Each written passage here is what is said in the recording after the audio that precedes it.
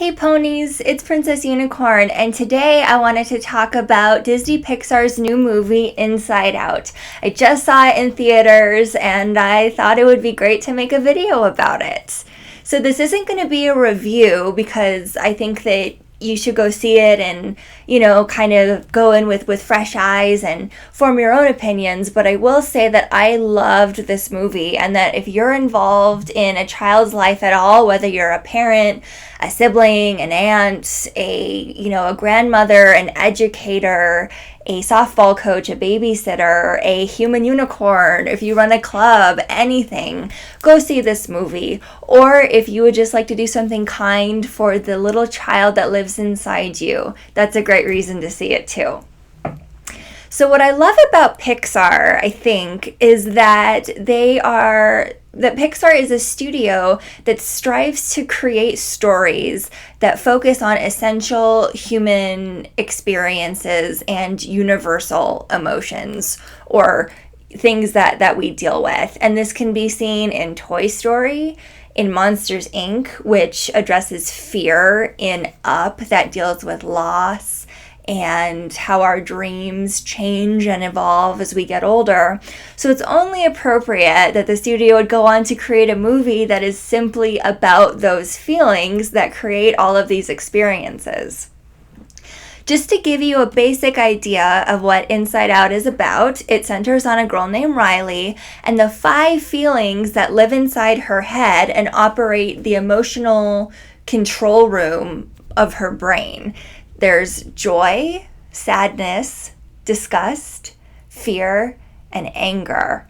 And joy is the dominant or lead, emotion.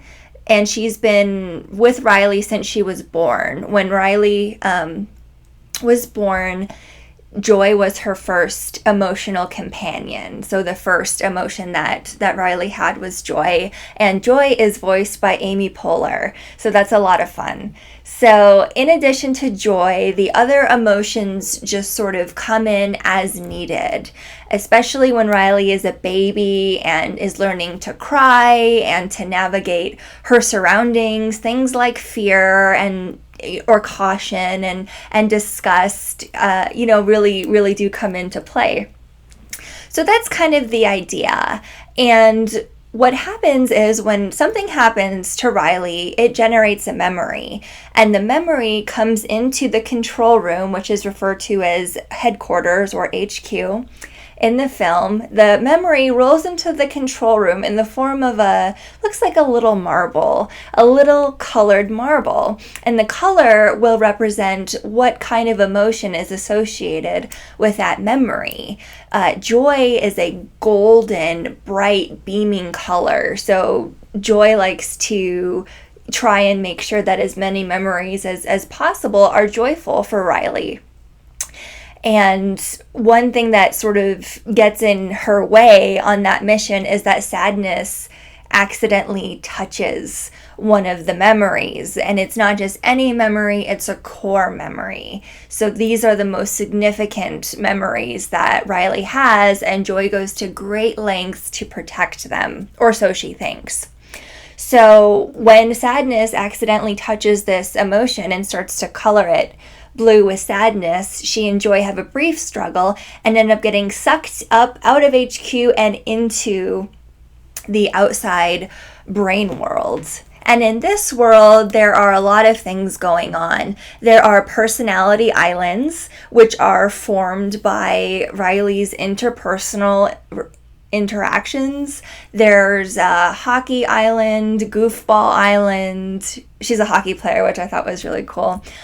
Family island, friendship island, etc. Just all of the things that really nurture Riley and make her who she is. So that's where, and also on the outside, there's a facility that stores long-term memory.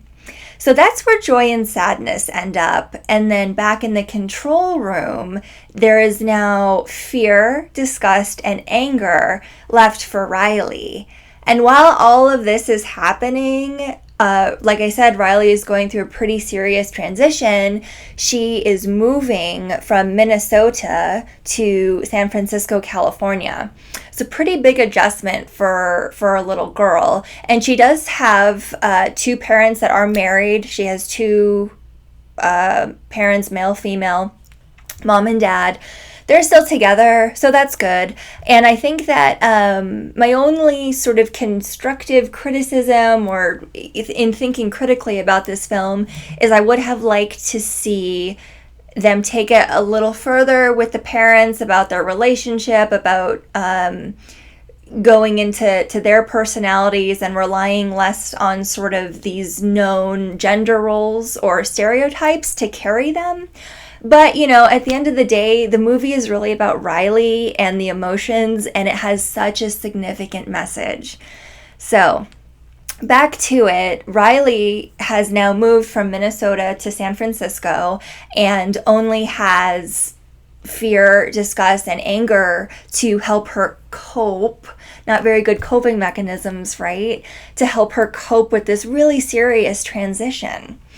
So, that's where we're at, and joy and sadness know about that they've moved with Riley, because she had just arrived when everything kind of went haywire, because they were all trying to work together to help, prepare her for all of the new things that were coming, the new experiences and the new emotions, but they weren't quite sure how to work together. So now joy and sadness have to figure out a way to do just that so they can get back to Riley.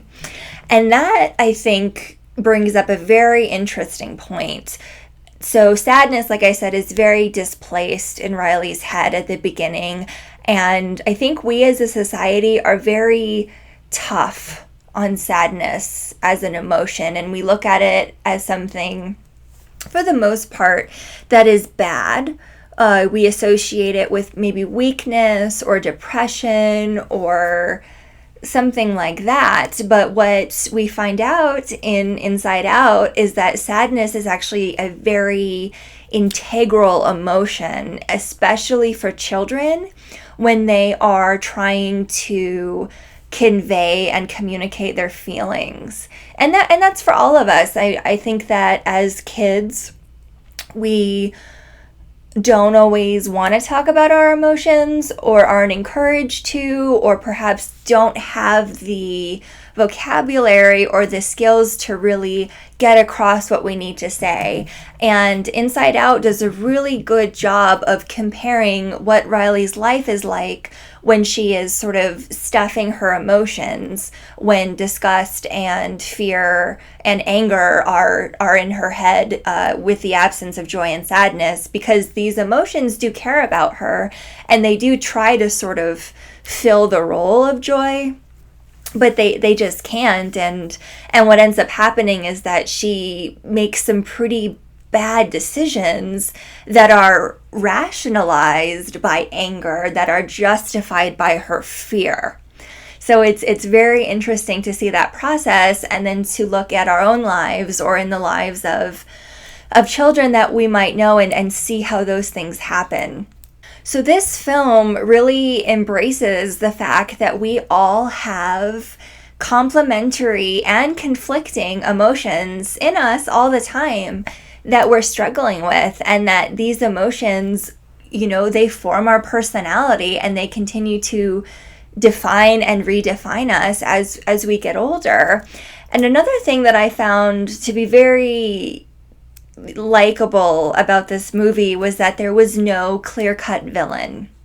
There was no antagonist, or at least in the way that we are used to perceiving and identifying one. The struggle, the conflict is quite literally internal between joy and sadness, and in all of this is happening inside of Riley. And how cathartic is that, right? Because I think it is so easy for us to become our own worst enemy. And so that just sort of personifies it in a different way. And that's really where I want to get to in this video, is that this is an important film because it is starting a new opportunity for us to talk to kids about the way that they can express their emotions, and how by visualizing our feelings but with a voice, a face, a body, however they need to conceptualize it, that can help them to name their feelings and thus process those emotions. Because I think what happens is that without those skills, that's when anger and disgust and fear can become more prominent. And what we want to take away from this is, how can we identify these emotions? How can we talk about them? And how can knowing them help us to know ourselves and help them to actually work together? Because the really cool thing is, once you have these 5 core emotions, we'll say, joy, sadness, fear, disgust, anger, what happens when we combine them? With joy and anger may give a sense of self-righteousness. Fear and sadness creates anxiety.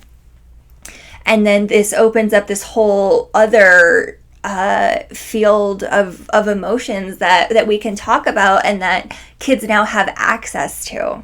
So those are just a few of my thoughts on Inside Out. I feel like I could keep talking about it, but because the film is so new, I would rather wait and maybe follow up with this in a little while when there's more of conversation. Because there is a lot, actually. There's a lot happening with it right now. A lot of praise for this film, a lot of conversations happening about it, and I think that that's wonderful. And I think that it is just as beneficial for kids or adults or unicorns to see this film and really think critically about it, because it's put forth in such a way that I think there's a very beneficial takeaway for everyone.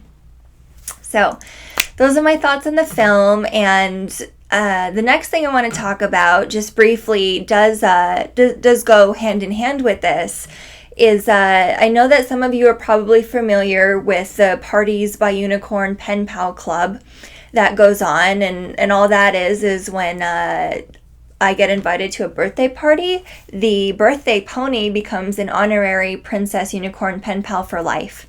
That just means that they have the opportunity to write to me about their year, about their new adventures, about their dreams, goals. Hopefully, usually we would have sort of touched upon some of these things. And then I write it down for myself. And I like to see how those things change as they, change and have new experiences and discover new emotions. So I want to take that a step further, and I'm going to start offering, or I am currently offering, letters from Princess Unicorn. And these letters can be sent to anyone. Somebody who just needs a little extra magic in their day, somebody who has a birthday, somebody who you need to wish a Merry Christmas to, perhaps to commemorate a milestone of starting first grade or kindergarten or college. And then looking into the more serious issues of moving, divorce, illness, the loss of a pet, the loss of a loved one. It can sometimes be very difficult to find the right things to say, especially in a time where there are a lot of competing emotions involved.